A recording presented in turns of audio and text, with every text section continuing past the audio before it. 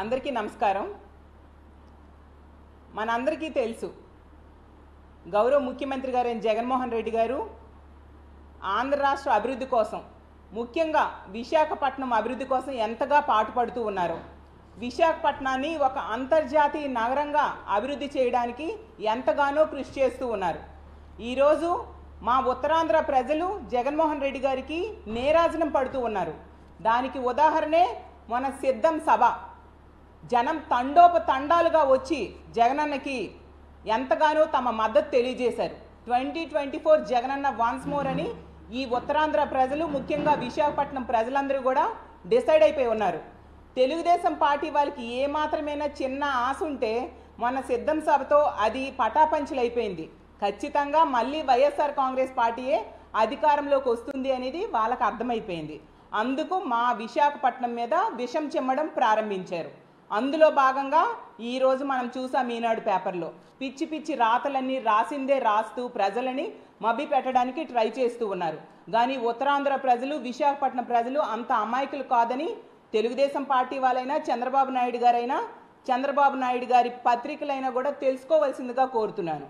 అసలు టీడీపీనే కబ్జా చేశారు చంద్రబాబు నాయుడు గారు. రామోజీరావు గారు చూస్తే అతను మొదట 2 ఆఫీసులు, ఒకటి విశాఖపట్నంలో, తర్వాత ఏమో విజయవాడలో ఓపెన్ చేశారు.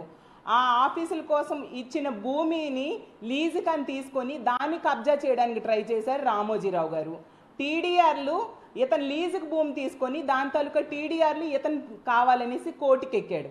అంటే ఎంత దౌర్జన్యంగా ల్యాండ్స్ కబ్జాలో ఆరితేరిన వ్యక్తో రామోజీరావు గారు అనేది ఆంధ్ర రాష్ట్ర ప్రజలందరూ బాగా గ్రహించారు ఆ సంఘటనలతో. అలాగే తీసుకుంటే బాలకృష్ణ చిన్నల్లుడు, లోకేష్ తోటల్లుడు, అలాగే చంద్రబాబు నాయుడు గారి కొడుకైన లోకేష్ తోటల్లుడైన గీతం భరత్ గారి ఆధ్వర్యంలో గీతం కాలేజీలో ఎంత భూ కబ్జాలు జరిగాయో మనందరికీ తెలుసు.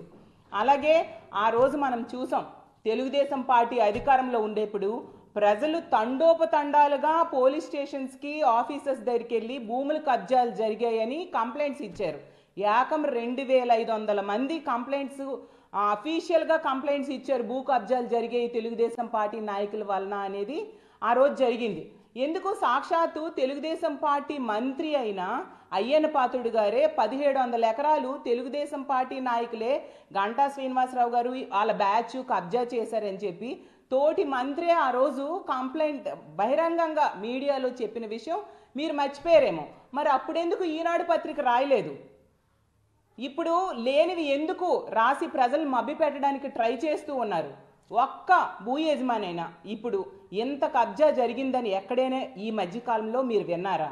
నిజంగా మీకు అంత నమ్మకం ఉంటే మీరు కోర్టుకి వెళ్ళొచ్చు కదా. మీ తెలుగుదేశం పార్టీ నాయకులు, అలాగే చంద్రబాబు నాయుడు గారు, రామోజీరావు గారు ఇక్కడ విశాఖలో కబ్జాలు జరిగిపోతున్నాయని వెళ్ళొచ్చు కదా. ఎందుకు అబద్ధ ప్రాతలు రాస్తారు? ప్రజలు మభ్య పెట్టడానికి ట్రై చేస్తారు. తెలుగుదేశం పార్టీ అంటే తెలుగు దొంగల పార్టీ అనేది ప్రజలందరికీ తెలుసు. తెలుగు దౌర్జన్యాల పార్టీ, తెలుగు దోపిడీల పార్టీ అని ఉత్తరాంధ్ర ప్రజలందరికీ బాగా తెలుసు. అసలు చెప్పాలంటే జగనన్న ముఖ్యమంత్రి అయ్యాక ఈ రాష్ట్రంలో, ముఖ్యంగా విశాఖపట్నంలో తెలుగుదేశం పార్టీ వాళ్ళు దోచుకున్న భూములన్నింటినీ కూడా మళ్ళీ వెనక్కి తీసుకొని ప్రభుత్వానికి ఉపయోగపడేట్టుగా చేస్తూ ఉన్నారు. అది తెలుసుకొని మీరు మాట్లాడితే, తెలుసుకొని రాస్తే బాగుంటుంది.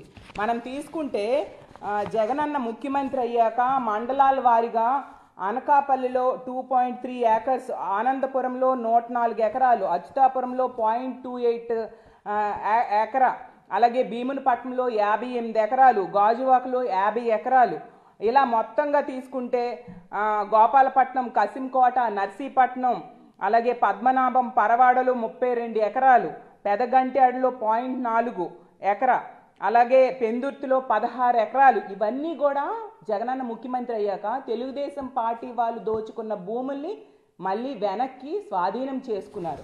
మొత్తంగా ఇలా తీసుకుంటే 430.8 ఎకరాలని తెలుగుదేశం పార్టీ వాళ్ళు కబ్జా చేస్తే వాటన్నిటినీ కూడా ప్రభుత్వం మళ్ళీ తిరిగి స్వాధీనం చేసుకుంది. అంతా ప్రజల పక్షాన ఉన్న party YSR Congress party, YSR Congress party నాయకులు, అలాగే వైఎస్ఆర్ కాంగ్రెస్ పార్టీ అధినేత, అలాగే మన రాష్ట్ర ముఖ్యమంత్రి అయిన జగన్మోహన్ రెడ్డి గారు. అసలు జగనన్న ముఖ్యమంత్రి అయ్యాక ఎంత అభివృద్ధి చేశారు? ముఖ్యంగా ఉత్తరాంధ్రలో తీసుకుంటే కరోనా వల్ల 2 సంవత్సరాలు పోయినా కూడా కరోనా సమయంతో కలిపి ఈ ప్రాంతాన్ని ఎంతగానో అభివృద్ధి చేశారు. అలాంటి ముఖ్యమంత్రిని మనం దేశంలో ఎక్కడైనా చూస్తామా?